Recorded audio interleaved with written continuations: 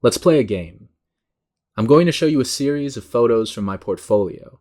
You have 8 seconds to decide whether or not the photo has been modified using Photoshop's new generative AI feature. Think of this as a stakes-free test to see if you could quickly spot the fingerprints of AI tools in the real world. Tools that we're undoubtedly going to see used more and more in photography in the near future. Keep your answers in mind or post them in the comments. Good luck. I'll see you on the other side. Your test starts in 3, 2, 1.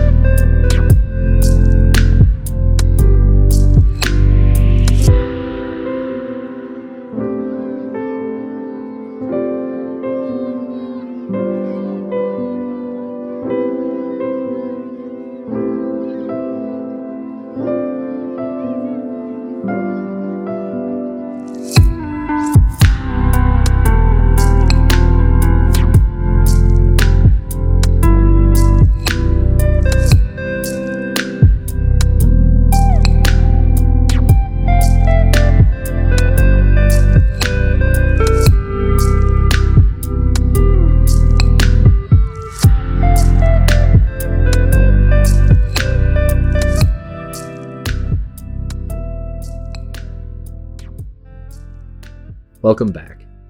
Now, before you proceed to the answers, I would highly encourage you to share your thoughts in the comments below. Now that you've finished, I have a confession to make. All of the photos you just saw, in one way or another, were modified using the Generative Fill tool introduced by Adobe in the Photoshop beta on May 23rd, 2023. I've spent the last few days playing around with it, and I can tell you that while it's still not perfect, it's terrifyingly good. It more than exceeded my expectations. Each image you saw took roughly 5 to 10 minutes to edit at most, and with a little bit more time and effort, a much more skilled editor could seamlessly incorporate the AI fill tool seamlessly into their work, and we probably wouldn't even be able to tell. It's that good. Now, let's take a closer look at what I did to these photos.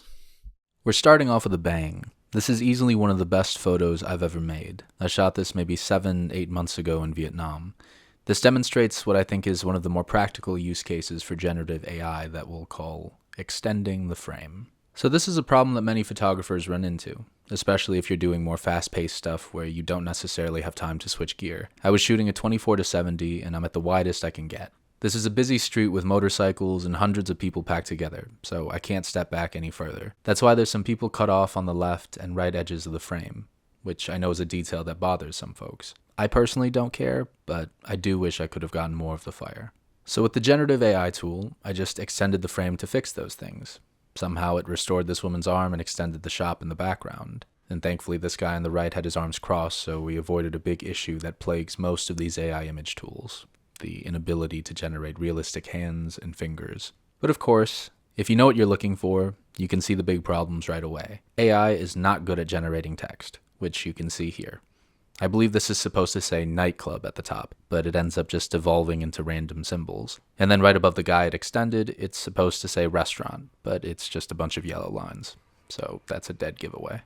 We have a slightly more extreme example of extending the frame with this next flower photo. Let's say you only have a vertical shot that you really like, but you need copy space, or you need it to fit a different aspect ratio. Being able to change a vertical image horizontal is very useful. I could see it being applied in the advertising world. I showed this image to my sister, and she did tell me that the flower on the top right of the generated side looks a little odd. If you look closely, it does look like a different flower than the one in the center, but with a little more time and care, you could generate a few different options and make a few manual adjustments to make it look seamless. This next photo from Cambodia is an example of the same vertical to horizontal concept. This one is impressive to me because it honestly does look like what it did in real life. To really push the limits of extending the frame, I used this photo of Pattaya, Thailand that has a lot of detail, and I have to say it did an incredible job. It managed to keep the perspective, the size, colors, and the overall vibe of the buildings. This looks like Thailand. It didn't just go in and add buildings that look out of place. And I think it might have even picked up on the slight vignette I applied to the original image and extended that too. Thus far, we've seen extending the frame used in a purely aesthetic and superficial manner.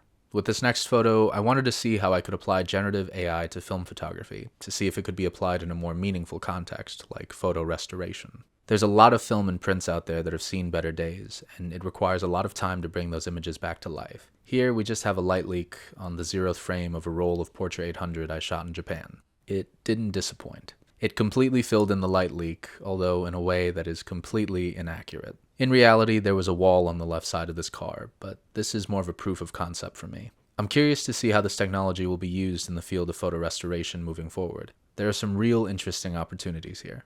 I will point out, though, that the AI-generated left half is noticeably smoother because it didn't emulate the film grain, which is something I don't really expect the AI to be able to do at this point, but it was something that I also noticed on some of the noisier digital photos I played around with. Your results may vary. Keeping with the theme of usefulness, we have clothing modifications. This one was a curveball that even confused my sister, who photographed this portrait for me. I just changed the color of my bow tie to better match the bright red of my gown. She didn't notice until I told her, and I think having the ability to make these edits quickly is going to be pretty useful for the portrait photographers out there. This was only a small change, but you can make some pretty major modifications, which you'll see in the next shot. I photographed my friend here in Chicago a few years ago, just before the world shut down. He wasn't actually wearing a leather jacket, and I don't think I've ever even seen him wear a leather jacket, but I have to say, he looks stellar in one. I like that it even extended his scarf to make the AI-generated bit blend in better. This is another example of a light clothing modification, but this time I added a hat to my dad, who isn't the biggest drinker, reacting to the taste of champagne. My dad has accepted baldness, which I respect. Bald is beautiful, y'all. But sometimes people have bad hair days, or they're embarrassed about the way their hair looks in a certain photo. This just offers a quick and easy solution for that. If you look closely, the brim of the hat even casts a shadow on my dad's forehead, which is pretty neat. I managed to fool my sister, who was there with us, with this one. She couldn't remember if he was wearing a hat or not. That's how good it blends in. Speaking of my sister, this is my sister Linda when she was a baby. I edited this in front of her just to show her how the AI feature works. I chose this photo specifically because I blackmail her with it a lot. I lovingly joke that she's had a gigantic forehead since birth, and this photo proves it. There's a lot of knowledge in there. I changed her hair and added some glasses. If you look closely, you can see that the image is slightly out of focus, probably because of how it was scanned. But the added details match that lack of sharpness, which I think is brilliant. But while we're on the topic, I think we do need to have a conversation about body image. This is just for laughs. My sister doesn't really care about the jokes, but we've already seen how Photoshop without generative AI tools has been used to change people's looks and quote-unquote flaws in ways that have real consequences on how we define beauty and what a normal person looks like. The distorted bodies we see in the media can create unrealistic and unhealthy body image goals, and what we'll have to see moving forward is how, if at all, AI technology might exacerbate these issues. Just something to keep in mind. Now for something a little more lighthearted. This reminds me of the Magic Eraser Google ads. I hate this photo because I look extra greasy in it. So to fix it up, we just removed me from the picture. Literally. This is extremely useful, and while you could pretty easily do it manually, this method takes less than a minute and the background blends in with the subjects without much further adjustment needed. Work smarter, not harder, right? I disappeared from the last image only to reappear solo in this one, looking a little less greasy. This is one of the things I'll probably end up using generative AI for in the future, these LinkedIn type headshots. As you can see, I shot this on a gigantic portable white backdrop that's a nightmare to collapse. I don't have a studio, so I don't have space for those nice paper backdrops, but with the power of AI, I don't really need them. The selection I did is atrocious, especially on my overgrown hair, but it looks a lot more professional than before, and I imagine changing backgrounds is going to be one of the most common applications for this feature moving forward. The coolest part is that it matches the lighting, so you have shadows in the background where they should be, and the tones look right. This is a more creative example of how you can do a background replacement with the Generative Fill tool. I shot the original with the Mamiya RB67 on Portra 800, and it got the tones, lighting, and bokeh down 100%.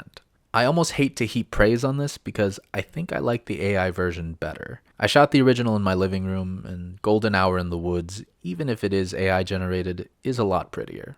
And while you can replace backgrounds and remove people, you can also add things. So here I added two bees, and again, the lighting matches, the colors match, even the focus matches the sharpness of the original image. But if you look at the bottom bee, my sister said it looks fake. Understandably so. It may not look perfect, but it's got the general idea down. I made the selection around the flowers just to see if it would know that the bee would be interacting with the flower, and it did. It didn't just slap a bee on top that looked too out of place. When it generates an object, it tries to match it to the original scene, and it does a pretty good job. This was me pushing the tool to the max, just to see what it could do. It admittedly looks odd, and if you're a car enthusiast, you're likely cringing. This is not what the Ford GT looks like, but the fact that it looks like a sports car at all is impressive. I started with this super detailed tight shot, and it managed to almost perfectly generate the back and top of the car. It starts to fall apart at the front, though. I spent the most time trying to make this work, but it just couldn't extend the racing stripes or create the right shape. But hey, if you're like me and you don't know a thing about cars, this might have fooled you. This one was another tricky extension that it generated perfectly. I was floored when it got the shape of the bench legs right. Then I started to think of more unique use cases for generative AI, and I thought, hey, we've removed things, we've added things. How about we try severely modifying something that's in the image? So we took the Coke away. This shadow probably doesn't make any sense because the bottle's clear, but other than that, look at the detail. We've got the bit of the bench appearing through the glass bottle, but the image is as it should be, refracted through the glass. Same with the shadow here. It's bending as it would in real life. It's such a simple edit, but this is one of the most impressive images to me. Now, these last few photos fall into a category that I think is going to be the most controversial and what I think most folks are worried about. I'd call this category completely making things up.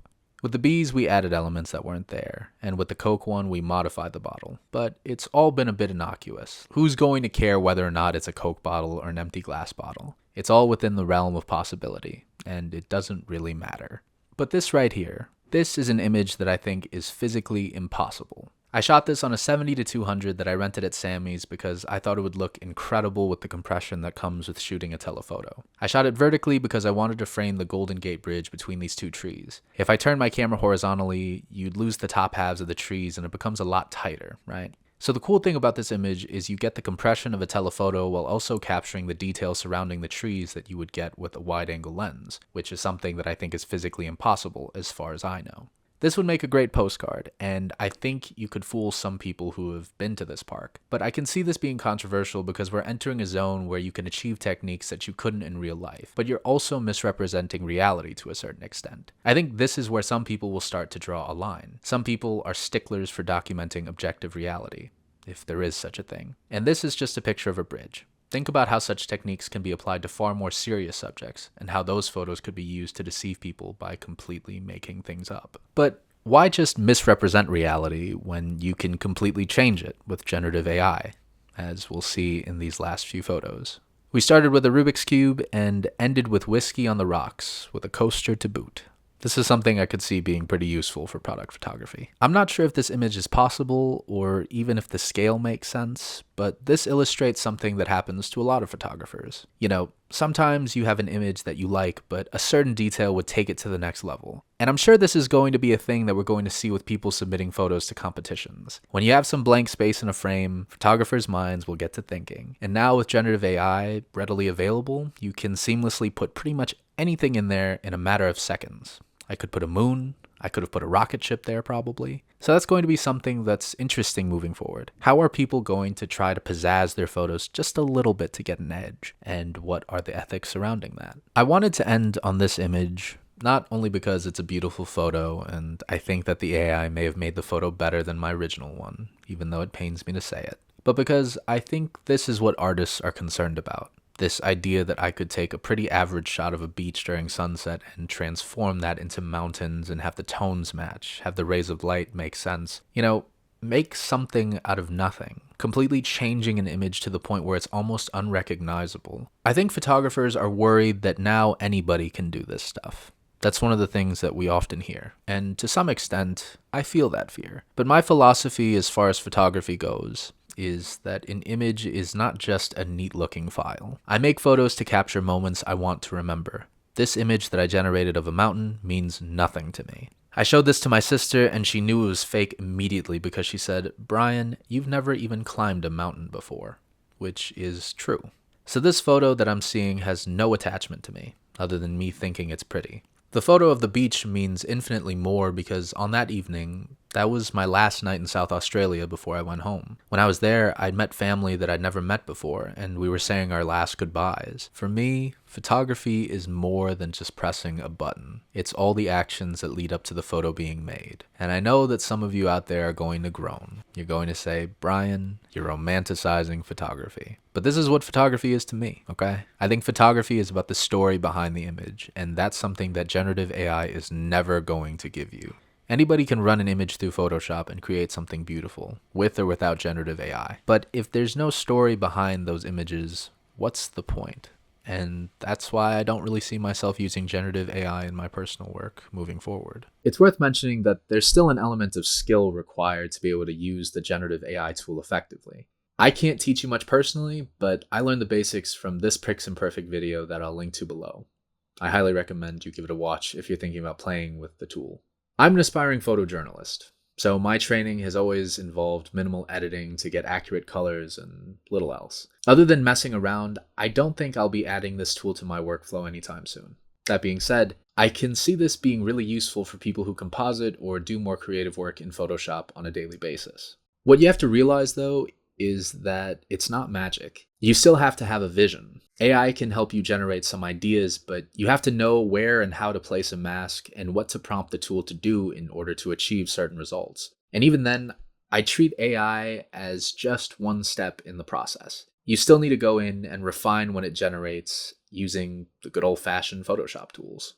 As cool as it is, I have to admit that my fascination with this new tool is accompanied by a bit of worry. With every advance in technology, there are opportunities for good and bad. The concerns surrounding AI tools in visual media are real. Adobe has safeguards in place to catch inappropriate and copyrighted content from being generated, but when a tool like this exists, it's only a matter of time before someone figures out how to abuse it or use it in a way that can cause some serious problems. Yes, there are plenty of legitimate and rather innocuous ways to use these tools, as we've already seen. But what I personally worry about the most is disinformation campaigns that will target people who are unable to tell the difference between real and fake. But instead of being afraid, I think we just have to do a better job of educating the people closest to us, the people who are the most gullible in our circles, about AI and how to spot when photos or videos have been manipulated. There are still so many questions that need to be answered when it comes to these AI tools.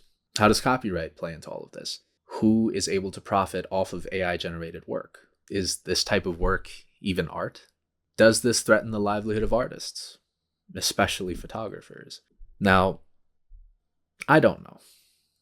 It's going to take people much, much, much smarter than me to figure these things out. But who knows? Maybe you're one of those people. And I'd love to hear your thoughts in the comments below. If you like this video, click that like button and consider subscribing. Have a great day. Peace.